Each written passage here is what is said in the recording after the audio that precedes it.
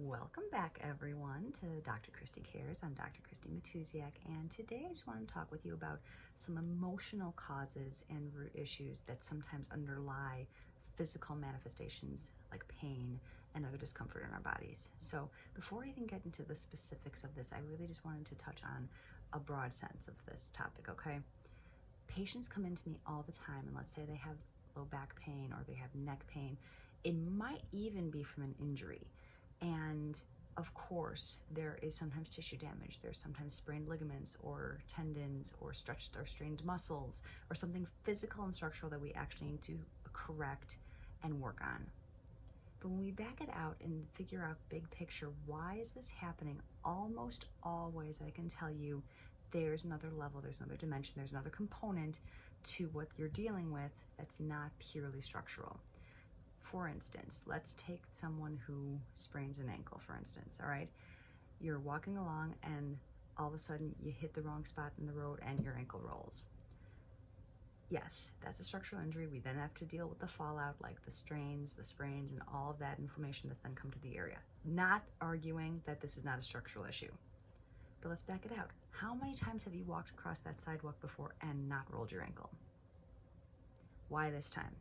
What may have potentially been vulnerable in that area or in your body or in your mind or spirit at that time that made it happen this time?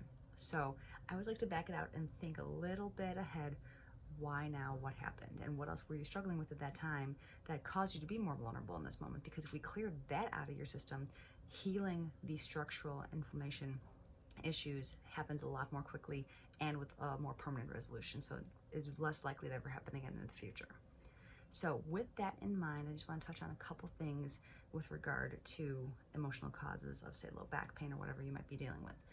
Number one, I've heard from patients before, if they come in with low back pain or some radiation down into their leg, you know, especially if it wasn't from an injury, for instance, I woke up like this, and they ask a naturopath or they ask another physician, what did I do? What happened here?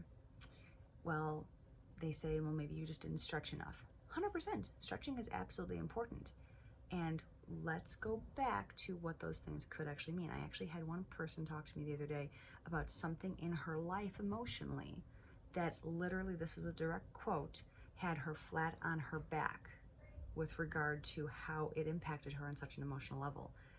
And she said those words, and I looked back at her and I said, you realize what you just said, right? And she goes, yeah, I never made that connection before. Or how often do you say, oh, this situation or this person potentially is such a pain in my butt or a pain in my neck? Think about the things that cause us emotional pain and back it out and see how it could be contributing to your physical situation. So one other big concept here, pain, I find, is sometimes necessary for us to reflect on what's going on in our life. I sometimes take this big picture when we talk about our immune health. So for instance, let's say we're very tired and we're burning ourselves out. Okay, I've got a really busy week coming up here. And if I'm not cautious, I can leave myself very depleted and very vulnerable to getting sick. So that's why I watch my diet. That's why I do all these things to make sure that I'm at my strongest, most resilient place, even in stressful times.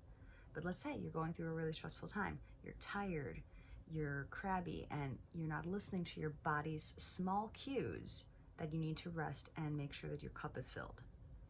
You don't listen to the small signals. Your body sometimes has to give you big signals that you then therefore can't ignore, like the flu or a big massive thing that has you on your back and literally in bed for a week, because otherwise, hey, well, your body goes, you weren't listening to the small cues, now I had to give you something you couldn't ignore. Pain is the same way.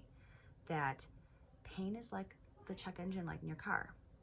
If you're driving along and your check engine light comes on, you don't just put a piece of duct tape over it and keep driving. You go, oh shoot, that means something might be off in my car, I gotta take it in. If we treated our bodies in the same way we treated our vehicle, guys, our body is the most important vehicle we're ever gonna own. We might be able to replace a knee or a hip or something here and there, but bottom line, you can't replace your whole body. So you can always buy a new car. You can't replace you. So treat yourself with the same respect and consideration and reflection that you do with your vehicle that you drive, so that when small signals come up, we can actually address them so they never end up as a bigger issue that has you quote unquote flat on your back, right? So what are some of these things? Financial issues can sometimes manifest as low back pain. I see it time and time again.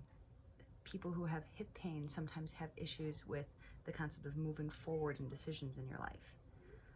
If there's neck issues, there's sometimes represents the ability to be flexible or see the other side of an argument. Thinking back to social media right now, especially with a lot of things that are going on politically and all sorts of other different areas, if you're really, really strong in one position and you can't see other sides of the argument, I see this come in all the time, that can sometimes manifest as neck pain. And a lot of these correlations come from a beautiful, amazing, brilliant woman named Louise Hay, and she made a lot of these comparisons and reflected on the physical manifestations that can therefore come from these metaphysical or emotional root causes. So if you don't have her book, Heal Your Life or Heal Your Body, I really recommend getting it, and you can read more into how all this works in your mind, body, and spirit, and how it's all connected. So those are some of the big keys that I kind of wanted to hit on today.